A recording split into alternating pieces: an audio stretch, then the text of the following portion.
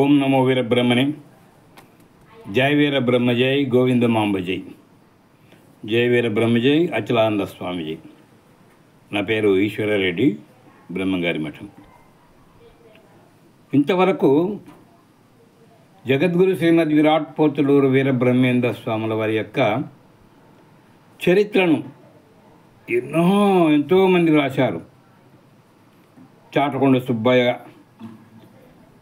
మొదలుకొని నేటి వరకు కూడా దాదాపు 50 మందికి పైనే స్వామివారి చరిత్ర రాసి ఉంటారు. అవన్నీ కూడా వచనంలో ఉండొచ్చు. కొన్ని పద్యకావ్యాలు కూడా వీరబ్రహ్మేంద్ర స్వాముల వారిపై రాసినవి ఉన్నవి. దాంట్లో మహావాది వెంకటరత్నం గారు పద్యకావ్యంగా వీరబ్రహ్మేంద్ర స్వాముల వారి చరిత్రను అద్భుతంగా వ్రాశారు. చాలా సరళంగా ఉంటుంది అందులోని భాష. ఓ సామాన్యుడు చదువుకున్నా కూడా అది అందరికీ అర్థమవుతుంది.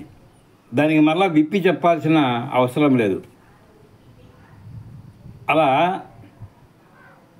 అంత సరళంగా మొదటి నుంచి చివరి వరకు కూడా అద్భుతంగా సాగినటువంటి పద్యకావ్యము నాకు తెలిసినంత వరకు అదే ప్రథమం. ఇది 1974 సంవత్సరంలో మహావాది వెంకటరత్నం గారు పీఠాధిపతులు శ్రీ శ్రీ శ్రీ వీరభోగ వసంత వెంకటేశ్వర స్వాముల వారికి ప్రథమంగా ఆ ప్రతిని సమర్పించి ఆవిష్కరింపజేసుకున్నారు. అందులో కొన్ని ఉదాహరణలు మనం చూద్దాం. బ్రహ్మంగారు శిష్యులను చేర్చుకొని బోధనలు చేస్తున్నారని తెలిసినటువంటి సిద్ధయ్య చిరుప్రాయముని 12 సంవత్సరాల ప్రాయంలో స్వామివారిని వెతుక్కుంటూ కనిమలాయపల్లికి వచ్చాడు. వస్తే అక్కడ స్వాముల వారిని దర్శించడానికి లోపలికి వెళ్ళినప్పుడు ఆ సిద్ధయ్యను పోతులూరయ్య, గోవిందయ్య మున్నగు స్వామివారి కుమారులు సిద్ధయ్యను చూసి ఇలా ప్రశ్నించాడు.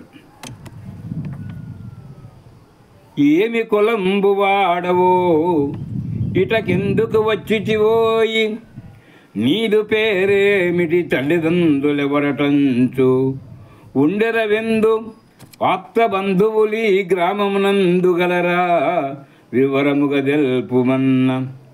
వాడేమిటికో భయపడుచునిట్లు తన్ను గురించి చెప్పెన్. పోతులరే ప్రశ్నాడు, ఎవరయ్యా నువ్వు, నీ పేరేమి, ఊరేమి, ఈ ఊళ్ళో నీకేమైనా బంధువులు ఉన్నారా, మరి ఎందుకు వచ్చినావు అని అడిగితే ఆ పోతులరేకు ఈ విధంగా సమాధానం ఇస్తున్నాడు. ఏ కులమంచు నన్నడుగా ఏమని చెప్పుదు, వృత్తి బట్టి దూరే కులవాడ, బ్రహ్మ గురుదేవుని గొల్వగా వచ్చినాడ.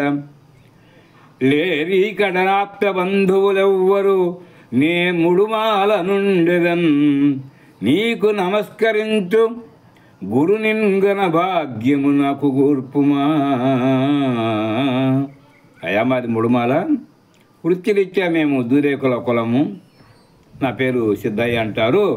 ఈ ఊళ్ళో నాకెవరు బంధువులు లేరు, కాకపోతే గురుదేవులు దర్శించాలని వచ్చినాను కాబట్టి మీరు నాకు అభ్యంతరం పెట్టకుండా ఆ గురు దర్శన భాగ్యము కల్పించమంటూ నన్ను సిద్ధయ్య అందురు, నా జనకుడు పీరు సాయిబు, ఆదంబి ప్రియ సమిత్రి, బుద్ధి వచ్చిన దారి వైముఖ్యమరవ, అశ్వరంబైన బ్రతుకుపై నాకు బాబు.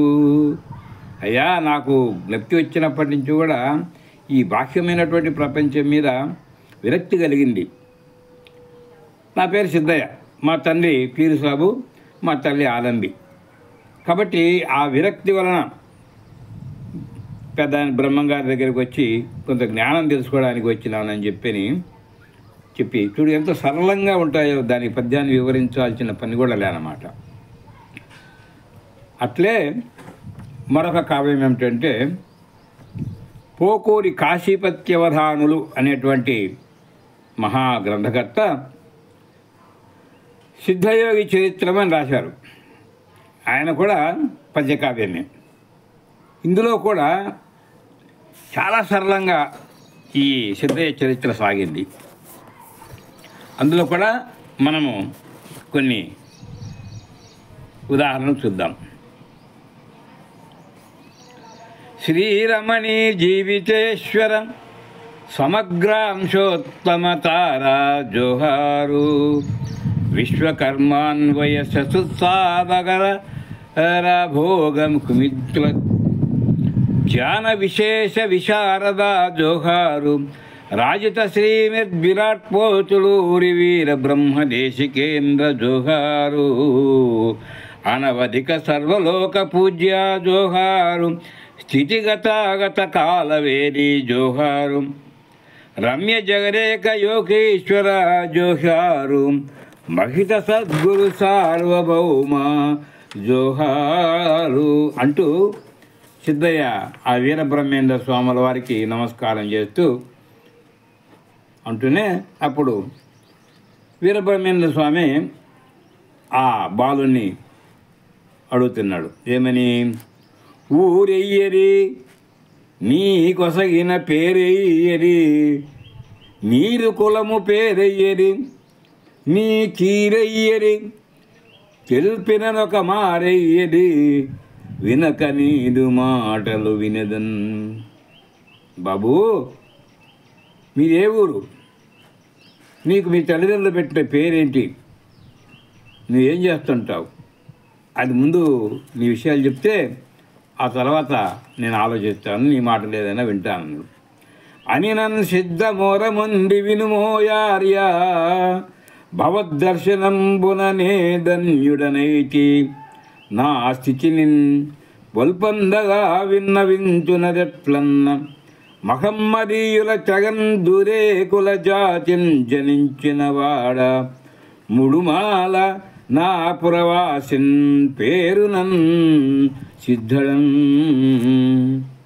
అయ్యా, మాది ముడుమాల, కులం పేరు మాత్రము దూరేకుల వాళ్ళు, నా పేరు సిద్ధయ్య అంటారు అని నేను మీ దర్శనానికి వచ్చానయ్యా, మీకు సేవ చేసుకోవాలని, మీ దగ్గర జ్ఞానబోధ చెందాలని అంటూ గురువర తత్సమీపమునకుంచనుదంచుట ఎందుకన్న సుస్థిరగతులెచ్చు నీరుపదేశము నుండి భవాబ్ది దాటి నే పరమ పదంబుగా అంచుట భక్తి దలిర్పగ వచ్చి చిన్ భవత్కరుణను చూపినాకిప్పుడు కారణమీయగదయ్య మృక్యదన్.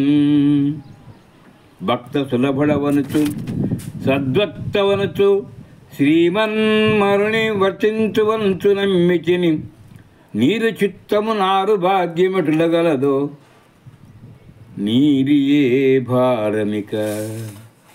అయ్యా, నేను నీ దగ్గరికి వచ్చింది కొంచెం జ్ఞానం తెలుసుకొని ఈ సంసార వారాబ్దిని దాటడానికి వచ్చినాను, నీకు నమస్కరిస్తున్నా. కాబట్టి నీ భక్తులలో నన్ను ఒక భక్తునిగా నన్ను రక్షించు స్వామి. మరి నీ మనసు ఎట్టుందో నా భాగ్యం ఎట్టుందో అని చెప్పాను. ఇట్లా ఉంటాయి. ఎంత సులభమైన శైలిలో ఈ మహానుభావులు చరిత్రలో రచించారో. కాకపోతే ఈ గ్రంథాలు అందరికీ లభ్యం కావటంలా. చాలామంది సామాన్య భక్తులకు అందుబాటులో లేవు. పండితులు కొందరు ఈ గ్రంథాలను తెచ్చిపెట్టుకొని వాటిలో విషయాల గురించి చెప్తారేమో.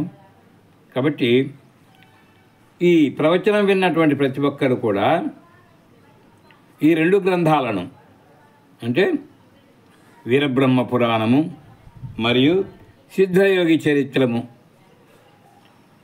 వీలైనంత కాడికి ఎక్కడన్నా దొరికితే చక్కగా ముసలితనంలో ఒక కుర్చీలో కూర్చొని చక్కగా చదువుకుంటూ రోజు 10 పేజీలు 20 పేజీలు చదువుకుంటూ పోతే స్వామివారి చరిత్ర అనర్గళంగా అందరికీ అర్థమయ్యే భాషలో జరుగుతుంది.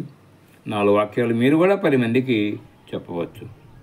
కాబట్టి మహావాది వెంకటరత్నము గారు రచించినటువంటి వీరబ్రహ్మ పురాణము, అలాగే పోకూరి కాశీపత్యవధానులు రాసినటువంటి సిద్ధయోగి చరిత్రము, ఈ 2 గ్రంథాలు పద్యకావ్యాలు సంపాదించుకోండి. చాలా సులభంగా ఉంటాయి, ఆనందంగా ఉంటాయి, మధురంగా ఉంటాయి. ఓం నమో వీరబ్రహ్మనే. జై వీరబ్రహ్మ, జై గోవిందమాంబ జై. మేము విరాట్ విబిఎస్ అనే ఛానల్ ద్వారా బ్రహ్మగాని గురించి మీకు తెలియజేస్తున్నాం. వీలైతే మా ఛానల్ను లైక్ చేయండి, షేర్ చేయండి, తప్పనిసరిగా మా ఛానల్ను సబ్స్క్రైబ్ చేయండి. ఓం నమో వీరబ్రహ్మణే.